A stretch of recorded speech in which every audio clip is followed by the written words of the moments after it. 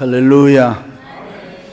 유대인의 탈무드에 보면은 머리가 둘이 난 기형아가 있었습니다. 물었습니다. 이 아이가 두 아이냐 한 아이냐.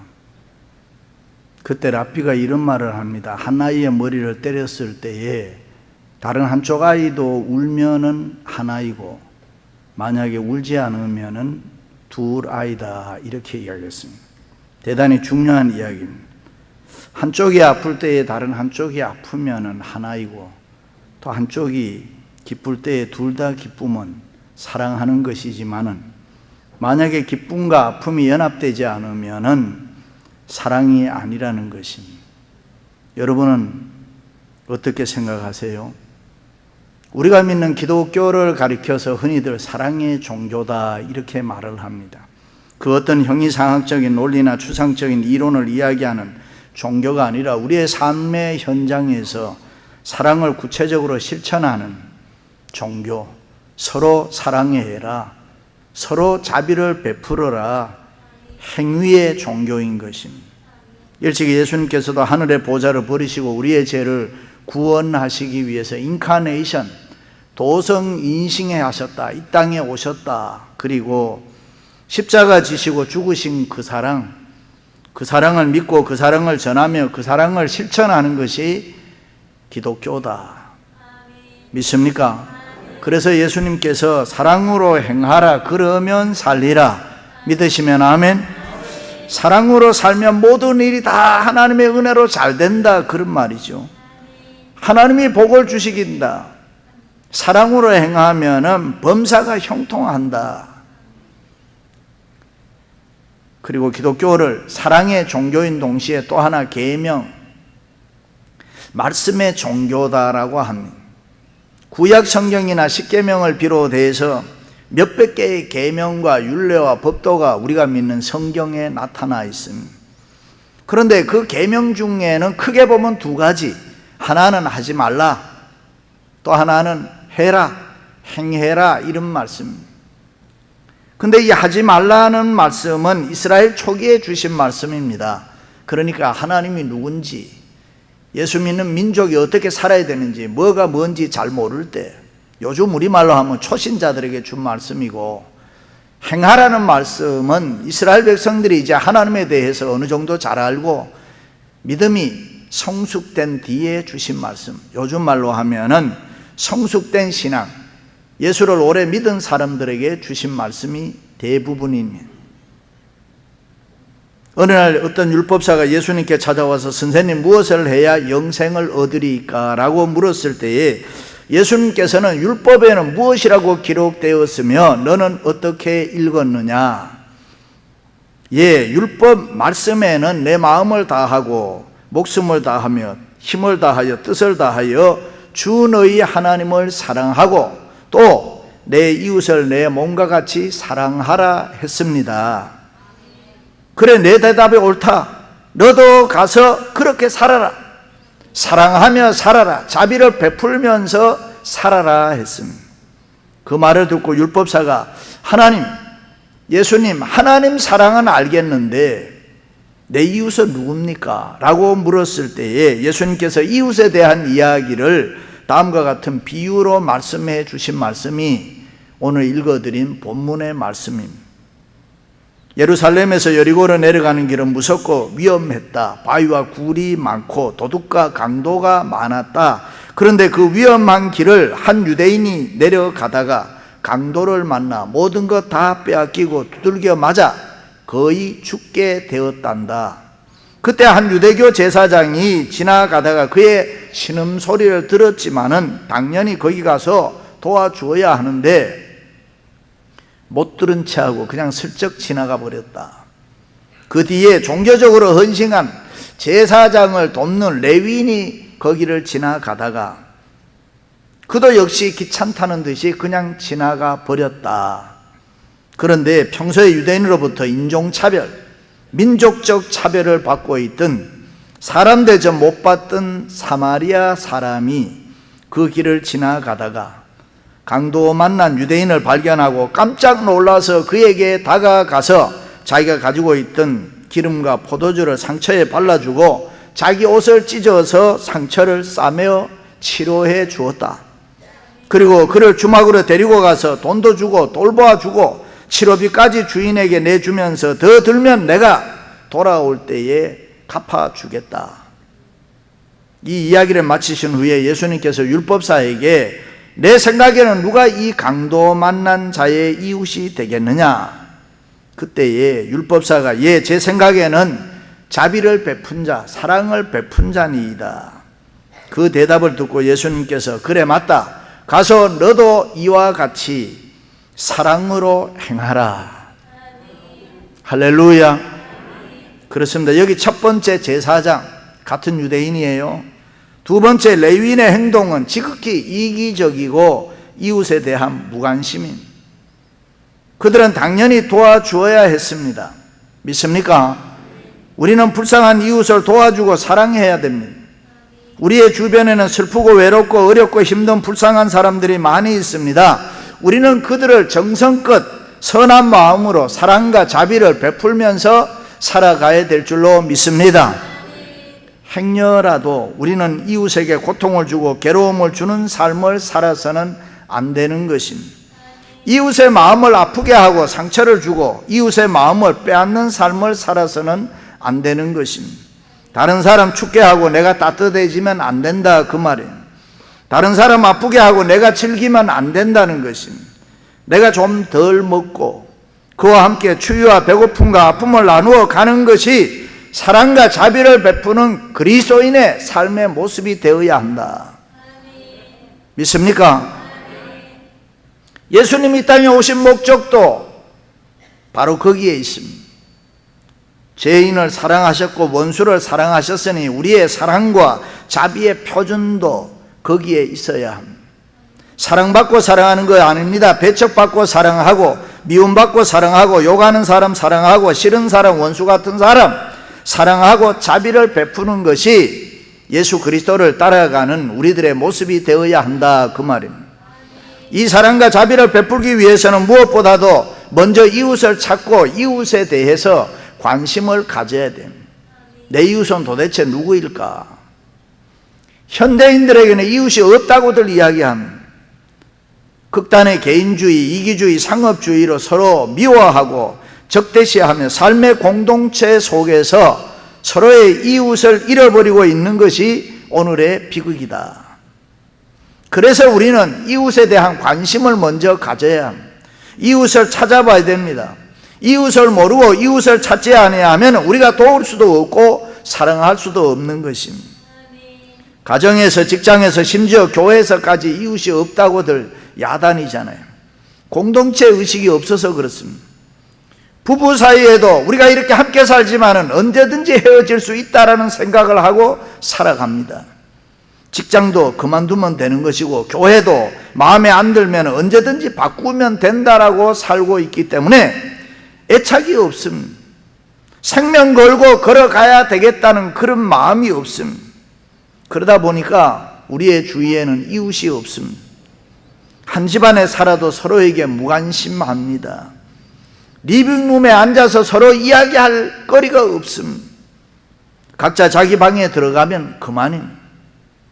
그런가 하면 어떤 분은 또 이런 이야기예요. 내 코가 다짠데 내가 내 앞길도 헤어나가기 어려운데 내가 누구를 사랑하고 누구를 도와주라는 말이냐. 반문할지 모릅니다. 그러나 여러분, 그렇지 않습니다. 영적 세계는 말할 것도 없고 기도도 그렇습니다. 나누면 나눌수록 커지는 것이 영적 세계의 원리인 것입니다. 내 기도가 응답이 잘 안 되면 내가 다른 사람을 위해서 중보 기도를 열심히 하다 보면 그 기도가 갑자기 응답이 될 때가 있습니다. 비록 내 삶이 힘들고 어렵고 고달파도 예수 믿는 우리는 우리의 주위를 늘 살펴보며 살아야 될 줄로 믿습니다. 고난과 고통을 당하고 있는 이웃과 그들의 영혼을 바라볼 줄 알아야 된다. 이웃에 대한 무관심과 이웃을 사랑치 않는 것은 성경에 보면 무서운 죄다 그랬습니다. 여러분, 서로 사랑하시기를 주님의 이름으로 축원합니다. 할렐루야. 부자와 나사로의 비유가 있습니다. 부자는 날마다 호화롭게 연락하면서도 그의 문 앞에서 온몸에 헌대를 긁으며 구걸하고 있는 거지 나사로를 돌보지 않았다. 그런데 나중에 두 사람이 죽었습니다. 아이러니하게도 나사로는 천국 아브라함의 품에 들어갔는데 부자는 음부의 지옥에 떨어졌습니다. 지옥에 떨어진 부자는 목이 타서 죽을 지경입니다. 그래서 부르짖습니다. 아버지 아브라함이여, 나를 긍휼히 여기사 나사로를 보내어 그 손가락 끝에 물을 적셔 내 혀를 서늘하게 하소서. 간청을 했습니다. 그 소리를 듣고 아브라함이 이런 말에 너희와 우리 사이에는 큰 구렁이가 있어 가고 올 수가 없다. 부자는 그때 그러면 내 집에 형제들이 있는데 그 형제들에게 가서 나사로를 보내서 그들에게 증거하여 내가 온 이 지옥에 오지 말게 해 주십시오. 그 소리를 듣고 아브라함이 말합니다. 이 예언의 말씀, 성경 말씀, 하나님의 말씀을 믿지 아니하면 비록 죽었던 사람이 살아온다고 해도 소용이 없다. 거지 나사로가 내 문 앞 옆에 있을 때에 너는 그를 돌보지 않았으니 그것이 바로 내가 판 구덩이다 그랬습니다. 그렇습니다. 우리는 이웃에 관심을 가져야 될 줄로 믿습니다. 가족을 향해서, 자녀를 향해서, 이웃을 향해서 진정한 사랑만 있다면은 여러분, 우리가 이 세상 살아가는데 뭐가 그리 문제가 되겠습니까? 정말로 내가 사랑만 있다면은 모든 문제를 저절로 해결할 줄로 믿습니다. 할렐루야. 문제 있는 아이들이 있다고 합니다. 그런데 여러분, 그 아이 안고 한번 울어보십시오. 힘들게 하는, 속썩이는 자녀들이 있다고 이야기들을 해요. 그런데 여러분, 그 아이들 진정으로 사랑해 보셨습니까? 정말로 그 아이들을 한번 끌어안고 사랑으로 눈물 흘려 보십시오. 뜨거운 가슴으로 그들을 안아 주십시오. 그러면 반드시 변화될 줄로 믿습니다. 아멘. 어떤 장로님이 사업에 실패해서 많은 빚을 지고 하루아침에 비참하게 됐어요. 아내와 자녀들 볼 면목이 없어. 내가 이렇게 살아야 되냐? 차라리 죽어버릴까? 하루에도 몇 번씩 죽고 싶은 생각에 사로잡혀 힘들어 하루하루 사는데 어느 날 집에 들어오는데 집에 불이 환하게 켜져 있고 권사님이 이쁘게 화장을 하고 반갑게 맞아주었습니다. 여보, 세상 사람들이 뭐라고 하더라도 나는 당신을 믿어요. 당신은 결코 나쁜 사람이 아닙니다. 당신은 반드시 일어날 거예요. 그 옛날 욥이 갑절의 복을 받았던 것처럼 당신도 그렇게 축복받을 날이 있을 겁니다. 나는 당신을 사랑합니다. 뜨겁게 사랑합니다. 이 이야기를 듣고 있던 장로님이 체면이고 뭐고 그 부인 앞에 목을 놓고 엉엉 울었다는 것입니다. 그리고 고맙게 여겼다는 거예요. 그러면서 세상 사람들이 다 나를 죄인으로 취급을 해도 당신이 나의 진실을 믿어준다면은 나는 반드시 다시 일어나겠습니다. 그리고 멀지 않는 시일에 일어나서 돈 많이 벌어 행복하게 살았다는 거예요. 다 그런 것은 아니지만은 남자들은 대개 비슷한 속성을 가지고 있습니다. 여자가 너무 강하게 나오면은 무능해지든지 아니면은 완전히 정이 떨어져 좋은 관계를 끊어버립니다. 그런데 여자들은 이것을 모르더라고요. 여자들 같이 자기들 같이 마음이 쉽게 왔다 갔다 변할 줄 알고 지나치게 강하게 나올 때가 있는데 그렇게 강하게 나와야 남자가 변하고 자극을 받는 거 아닙니다. 사실은 반대가 될 경우가 많습니다. 말씀드린 대로 아주 무능해지던가 아니면은 정이 떨어져 못 살겠다고 완전히 떨어져 나가버립니다. 그런데 여러분, 그 남자의 여자를 만나보면 그 남자의 상태를 상상도 못하고 있더라고요. 여러분, 진짜 사랑이라는 것은 힘을 쓰지 않습니다. 요즘 미국에 이민 와서 살다 보니 여자들이 힘이 세져서 거의 싸우면 여자들이 이긴다, 그게 당연한 것처럼 웃으면서 이야기하더라고요. 그건 이기는 것이 아니라 사랑하지 않는다는 증거입니다. 제가 어떤 모임에서 이런 이야기했어요. 남편들은 때때로 큰 소리를 치지만은 어린아이처럼 아내 앞에서는 7살 된 개구장이밖에 안 된다. 마음이 여리고 약하다. 그러니까 자주 칭찬을 좀 해주는 것이 좋습니다. 그러니 오늘부터 집에 돌아가면 나는 당신의 아내가 된 것이 참 행복합니다 라고 남편에게 해봐라. 그러면 남편은 기분이 좋아서 정말로 자기가 최고인 줄 알고 어쩔 줄 모르게 된다. 그랬더니 어떤 집사님이, 목사님, 나는 죽어도 그렇게 못합니다. 내가 그렇게 해서 남자가 좋아하는 꼴을 내가 어떻게 봅니까? 그렇습니다. 오늘 우리는 내 주위에 육체적으로, 정신적으로, 영적으로 강도 만난 사람들이 많이 있습니다. 그들에게 관심을 가지고 긍휼과 자비를 베풀 수 있기를 축원합니다. 할렐루야. 말로 사랑을 얘기하는 것은 쉽습니다. 그러나 사랑은 행동이고 실천인 것입니다. 그래서 자세히 보면 사랑을 외치고 사랑을 한다고들 하는데 사랑이 없습니다. 사랑을 자기는 많이 안다고 하는데 실상은 사랑이 뭔지를 모릅니다. 예수님의 사랑이 위대한 것은 행동하는 사랑이었습니다. 십자가에 못 박혀 죽으심으로 그 희생을 통해서 우리를 구원해 주셨기 때문에 예수님의 사랑이 위대한 사랑이 되는 것입니다. 그렇습니다. 우리도 그 희생하는 십자가의 사랑으로 이웃 사랑할 수 있기를 바랍니다. 선한 사마리아인의 희생하는 사랑으로 이웃을 사랑할 수 있기를 바랍니다. 할렐루야. 주님에게 칭찬받았던 백부장의 믿음, 그의 신앙의 위대함이 어디 있습니까? 딱 하나, 사랑에 있었습니다. 자신의 질병을 고치기 위해서 예수님께 간구한 것이 아니라 병들어 죽는 자기 종의 치유를 위해서 예수님께 간청을 했습니다. 그 백부장의 사랑을 보고 예수님께서 고쳐주셨다. 그렇습니다. 사랑에는 생명의 능력과 치유의 능력이 있는 줄로 믿습니다. 우리의 삶에서 이 사랑보다 귀한 게 없습니다. 여러분, 사랑의 소유자들이 되시기를 축원합니다. 중국의 어느 재판장에게 하루는 원고가 찾아와서 자기는 옳고 상대방이 틀렸다고 열변을 토했습니다.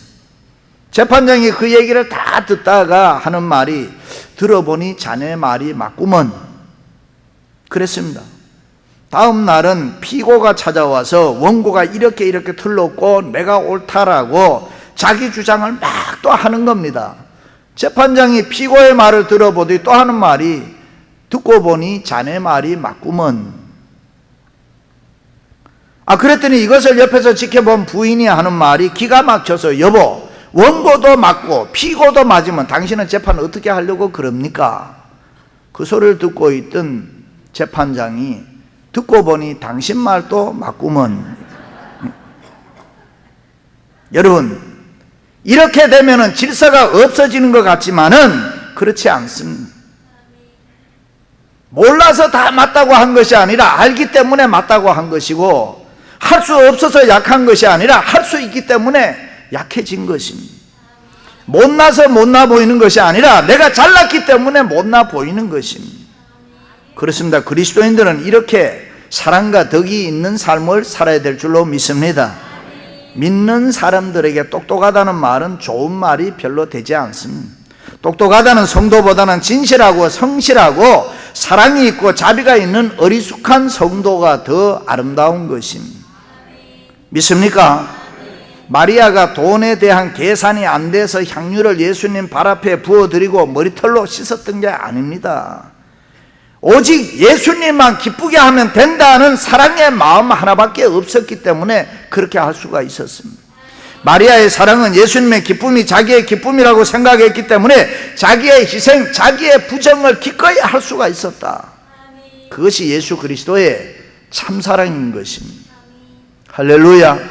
그렇습니다. 이 세상에서 가장 아름다운 것이 사랑입니다, 여러분. 어느 책이나 어느 노래나 어느 영화나 아니면 어느 연극, 그 어떤 예술, 삶의 그 어느 영역에서든지 주제는 거의가 다 사랑에 대한 이야기입니다. 문제는 우리는 그 사랑을 하나의 관념이나 감상적인 것으로 착각하고 있다는 사실입니다.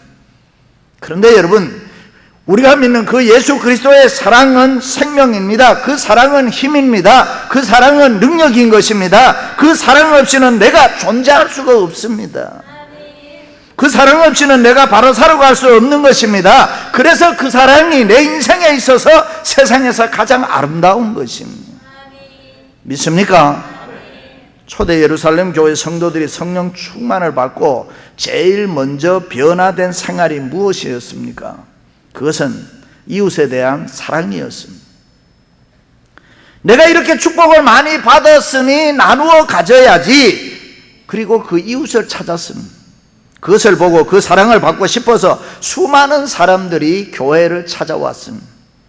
예수님께서 오늘 청년에게 율법을 지켰느냐 물었을 때에 예, 나는 율법을 다 지켰습니다. 그때 예수님께서 내가 온전하고자 할진대 가서 내 소유를 팔아 가난한 자들을 도우라 그랬습니다. 그 말씀을 듣고 이 청년은 근심하며 돌아갔다. 가난한 자, 불쌍한 사람들에 대한 사랑의 결핍입니다. 여러분, 세상을 살아가면서 우리가 왜 약해집니까? 이 사랑을 받으려는 마음 때문에 약해지는 것입니다. 그런데 여러분, 우리의 마음을 조금 바꾸어서 내가 이제는 그 누구든지 사랑하며 살아야지, 그렇게 마음먹는 순간에 강해지는 것입니다. 어떤 환경 가운데서도 섭섭해하지 않습니다. 그런데 왜 섭섭합니까? 사랑하다가 마음이 변질되고 하니까 사람이 비겁해지는 거예요. 그러니까 섭섭한 마음이 생기는 거예요. 여러분, 내가 사랑하면은 섭섭한 마음이 있겠습니까? 그렇습니다. 선한 사마리아인은 강도 만난 사람을 위해서 자기가 가지고 있는 값비싼 기름과 포도주를 상처에 쏟아 부었습니다. 그리고 자기의 옷을 찢어서 이 상처를 싸매어 주었습니다. 그리고 그를 나귀에 태워 주막에 가서 그를 더 치료해 주고 돈이 들면 돌아올 때까지 더 갚겠다 그랬습니다. 뭐예요? 현재 내가 가지고 있는 돈 다 썼다는 말 아닙니까? 그게 사랑인 것입니다. 밀림의 성자 수바이처 박사는 자신을 희생해서 다른 사람을 돕는 이타주의 사랑을 가리켜서 페리커니즘이라 그랬습니다. 원래 이 말은 아프리카에 사는 페리칸이라는 새의 이름에서 유래되었는데, 이 페리칸이라는 새는 늙어서 죽게 되면 자기 부리로 자기 가슴에 있는 털을 다 뽑고 자기 가슴을 찢어서 피를 나오게 해서 자기 새끼들에게 먹이고 죽는다는 것입니다. 이와 같은 자기 희생의 사랑을 페리커니즘이라 그랬습니다. 삼중고의 인생을 살았던 헬렌 켈러에게도 어떤 사람이 물었습니다. 인생들 중에서 가장 불쌍한 사람이 어떤 사람입니까? 그때 그는 이런 말이에요. 눈을 가지고 있으되 제대로 볼 줄 모르고, 귀를 가지고 있으되 제대로 들을 줄도 모르고, 입을 가지고 있을 때 제대로 말할 줄 모르는 사람.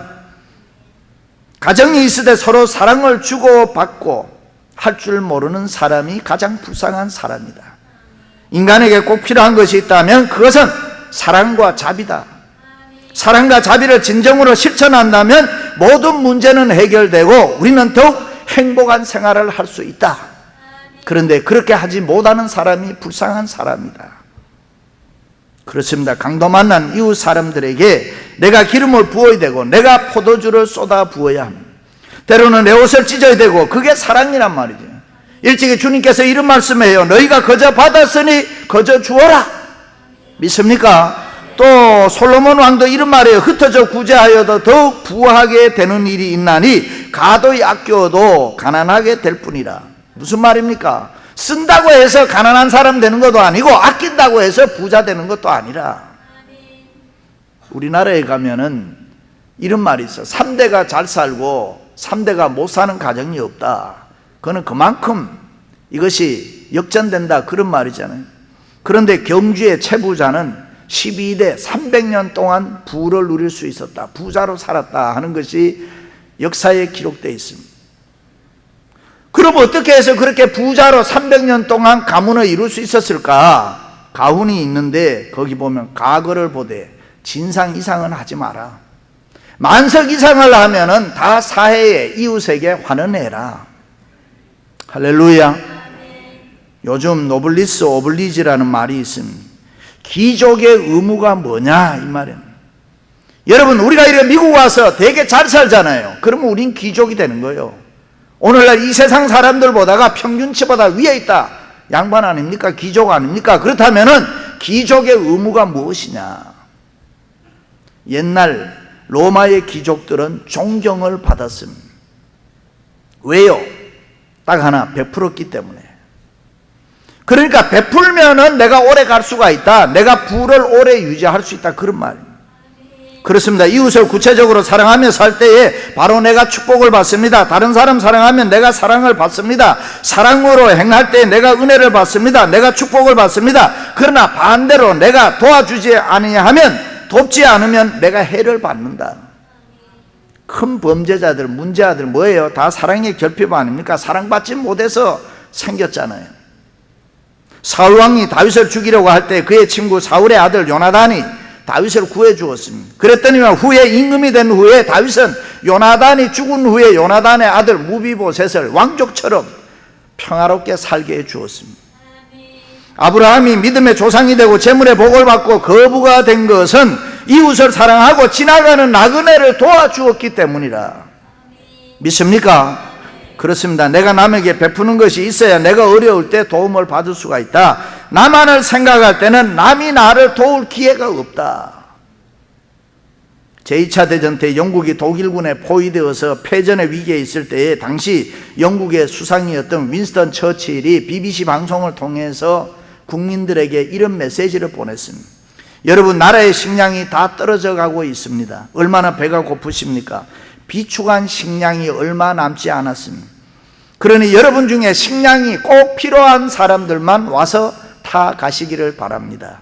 방송을 한 후에 사람들이 수없이 몰려올 줄 알았는데 식량 타러 온 사람이 거의 없었다는, 나보다 더 많이 굶주린 사람이 있을 텐데 그를 도와야 된다. 인도주의 정신과 공동체 사랑 때문에 마침내 승리하게 되는 것입니다. 할렐루야. 이 세상은 나 혼자 살 수 없습니다. 내가 살기 위해서는 내 가족이 살아야 되고 내 이웃이 살아야 되고 내 교회가 살아야 되는 것입니다. 내가 이들을 도와야만 내가 사는 것입니다. 공동체가 죽어버리면 나 혼자 살 수가 없기 때문에 예수님은 우리를 향해서 내 이웃을 내 몸과 같이 사랑해라. 그렇습니다. 구원은 믿음으로 받습니다. 그러나 축복은 행함으로 받게 되는 것입니다. 사랑으로 우리가 행하면 반드시 하나님이 우리에게 은혜와 복을 주실 줄로 믿습니다. 사랑하는 성도 여러분, 예수 그리스도의 사랑 가지고 이웃을 다시 한번 사랑함으로 하나님께 영광을 돌리고 새로운 은혜와 축복을 받을 수 있기를 주님의 이름으로 축원합니다.